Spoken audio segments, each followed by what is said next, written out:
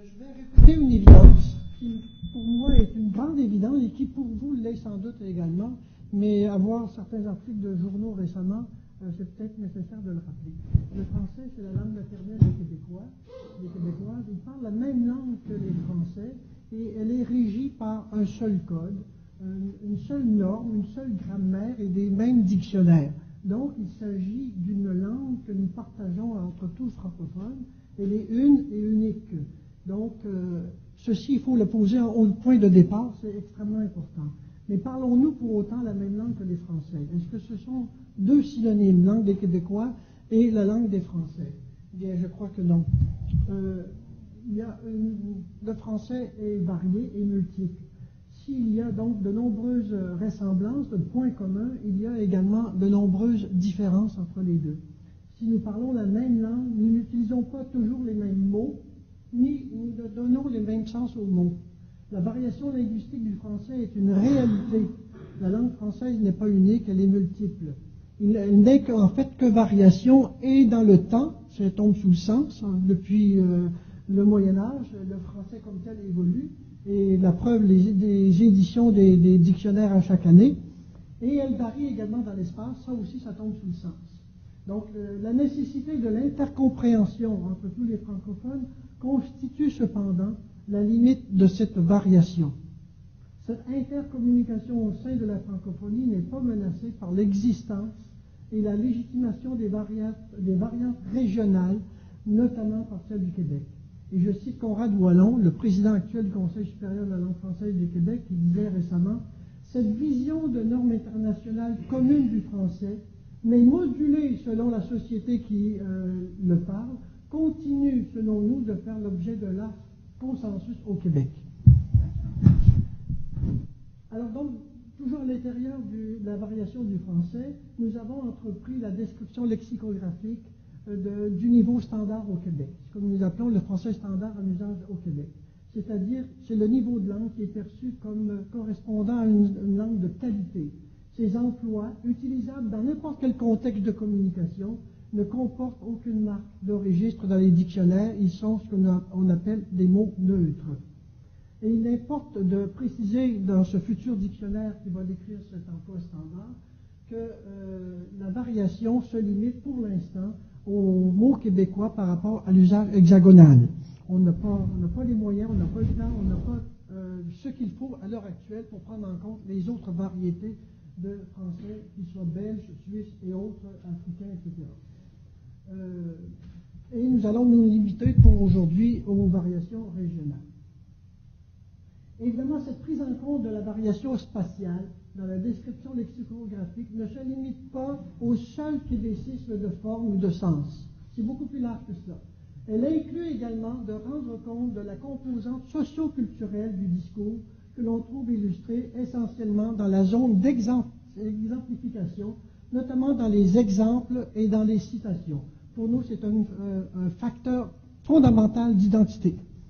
Cela veut dire que pour un mot ou un sens commun à toute la francophonie, l'insertion québécoise se manifeste par son illustration dans des discours québécois. On en verra des exemples dans un instant. Alors donc, nous présentons les cas de variation géographique à l'aide de deux marques. Ces emplois sont précédés de la marque UQ, c'est-à-dire usage québécois, et ça veut dire emploi caractéristique de l'usage québécois, ou bien UF, pour emploi caractéristique de l'usage français ou de la francophonie européenne, que cela soit bien clair. Le point de référence étant les ouvrages de référence français. Par ailleurs, dans certains cas, l'écart observé entre les usages québécois et français relève plutôt d'une différence de contexte référentiel que d'une véritable opposition linguistique entre deux termes. Ces derniers cas de variation géographique sont alors notés à l'aide d'indicateurs contextuels. Si on parle d'emploi caractéristique du français québécois ou du français de France européen, cela ne veut pas dire qu'il soit exclusif à un usage et à l'autre. Au contraire, bien souvent, c'est une question de fréquence. Le mot français peut être utilisé au Québec, mais moins fréquemment et vice-versa. Alors nous en verrons quelques exemples. Au niveau de la nomenclature, par exemple, migneron. Alors c'est un extrait des articles du dictionnaire qui est en cours d'élaboration et qui paraîtra bientôt. Donc migneron, avec la rubrique étymologique 1995, etc. Vigneron de Charlebois, fromage de lait de chèvre, un pâte demi-ferme et un croûte lavée originaire de Baie-Saint-Paul dans la région de Charlevoix. Et ovniologie, avec l'étymologie, étude des ovnis, UQ, vous voyez, ufologie en français. Vous avez le mot érablière avec la rubrique étymologique. Vous avez un premier sens qui veut dire donc peuplement d'érables, notamment d'érables à sucre. Les érablières de la vallée du Saint-Laurent. Le deuxième sens, c'est le peuplement d'érables à sucre aménagé pour la production de sirop d'érable et de produits dérivés, voire la sériculture, sucrerie. Érablière traditionnelle, érablière industrielle, une érablière de 12 000 en taille. Exploiter une érablière. Ovide avait invité Émilie à venir passer le dernier dimanche avant Pâques dans l'érablière familiale. Canneberge, je vais vite puisque le temps coule, n'est-ce pas? Racinet, alors donc avec l'étymologie toujours, en Amérique du Nord. Vous voyez que cette fois, il n'y a pas de UQ parce qu'il n'y a pas d'équivalent français. On ne peut pas opposer un terme québécois à un terme unique français. Donc on indique, c'est un indicateur régional. En Amérique du Nord, boisson gazeuse aromatisée aux extraits de racines de sassafras. Parraineur, la commanditaire, les parraineurs des Jeux olympiques, recommandation officielle en France pour sponsor. Merle, donc encore dans l'opposition géographique, Merle, vous voyez, c'est un article intéressant qui apporte quelquefois de l'ambiguïté entre français et québécois. Le merle est un oiseau chanteur de taille moyenne et de forme élancée qui se nourrit surtout de petits fruits et de vers de terre qu'il vient souvent chasser sur les pelouses. Alors vous avez le taxon latin, Turdus et voisin, famille des, les sifflements des mélodieux du merle. Alors avec une citation d'un auteur québécois, un écrivain québécois, Pierre Morancy, la claire turnute du merle, le premier beau chant du printemps. Et vous avez un merle d'Amérique. Ou UQ, merle. On parle des merles. On ne parle pas des merles d'Amérique, on parle des merles. Avec le nom, le taxon latin, Migratorius, espèce familière d'Amérique du Nord. À dos gris foncé et à poitrine rousse, rouge-gorge. Mais vous avez aussi le merle noir, UF, et le merle. Donc, dans les deux cas, on parle de merle, mais qui renvoie à deux animaux différents. Avec le taxon latin, espèce familière d'Eurasie et d'Afrique du Nord, au plumage noir chez le mâle, brunâtre chez la femelle. Vous voyez, on a bien distingué entre les usages et les référents de part et d'autre. Mitaine, c'est la même chose, le sens commun à tous les francophones, gants de femme longs et élégants, laissant découvert l'extrémité des doigts. UQ, donc gants chauds qui recouvrent entièrement la main sans séparation pour les doigts exposés, excepté pour le pouce, voire moufle. Et à moufle, vous avez UF, etc. Mitaine de laine, mitaine de cuir, mitaine en fourrure, mitaine de ski. Et une citation de Marie-Claire Blais, elle s'égarait dans les remous de neige et suçait la glace qui collait au pouce de ses mitaines. Remarque, ce sens est vieilli en France. Locution adverbiale familière à la mitaine, c'est-à-dire à la main, sans moyens techniques, artisanalement, manuellement. Cet article écrit à la mitaine, télécopié, puis retranscrit dans le soleil. Troisième sens, par analogie, accessoire dans lequel on glisse la main, destiné à divers usages. Les mitaines de gardien de but, gants qui protègent la main et le poignet du gardien de but que ce dernier utilise pour saisir les rondelles dirigées vers lui, dans le grand dictionnaire terminologique. La rondelle a arrêté sa course dans la mitaine du gardien, dans le journal La Presse. UQ, familier, mitaine de four, isolant pour saisir les plats chauds, garde cuisine manique. Brunant, bon alors ça c'est un exemple classique, je tourne. Automne, vous voyez, c'est un mot commun à tous les francophones, avec un sens qui est identique, bien entendu. Mais dans le contexte québécois, il prend une couleur spéciale, si je peux dire.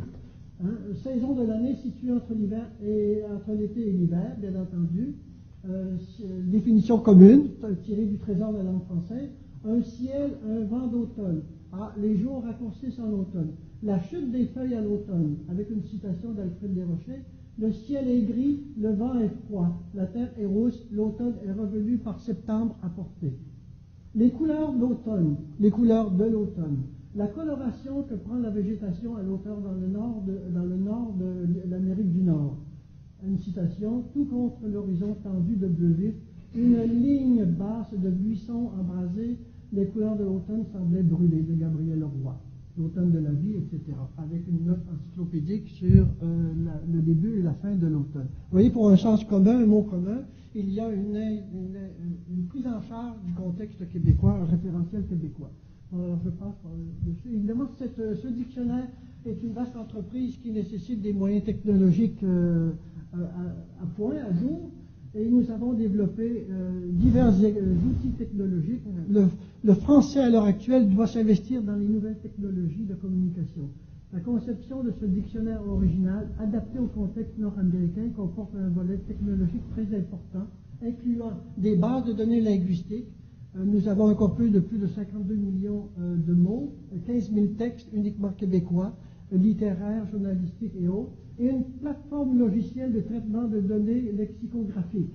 Il s'agit d'un ensemble comportant un entrepôt de données dans lesquels sont regroupées toutes les bases, tant documentaires que propriétaires, lesquelles sont accessibles pour interrogation grâce à une interface unique et très conviviale qui prend également en charge l'affichage des résultats, et des modules de gestion liés donc à ces fichiers. Cette plateforme comprend également une fiche de saisie se déployant sur une grammaire qui permet la rédaction de chacun des articles que vous avez vus il y a quelques instants. Et cette plateforme gère également la sortie, la mise en forme des articles grâce à des feuilles de style intégrées dont vous avez vu le résultat encore il y a quelques instants.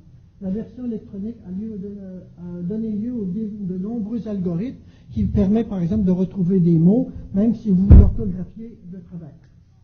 La conception de ce dictionnaire original adapté au contexte américain comporte un volet technologique très important. Attendez, j'ai déjà lu ça, n'est-ce pas? Oui. Parce que j'ai appuyé sur le mauvais bouton. Alors j'achète. Conception d'une plateforme informatique unique originale, recourant à des langages ISO. Il y a des technologies peu coûteuses et faciles à migrer. Correcteur orthographique et conjugueur. Nous donnons la conjugaison de tous les 6000 verbes, je crois, contenus dans le dictionnaire. Reconnaissance de la parole, aide à la traduction de textes et divers produits de dérivés. Voilà. Et j'arrive à ma conclusion, Monsieur le Président. Nous concluons en soulignant l'importance de la reconnaissance de la variation du français à travers les pays francophones. L'avenir de la francophonie repose sur plusieurs enjeux, dont l'un fondamental est la vitalité du français dans les nouvelles technologies. Notre produit constituera une première dans la francophonie, la reconnaissance d'un usage standard autre que celui de Paris.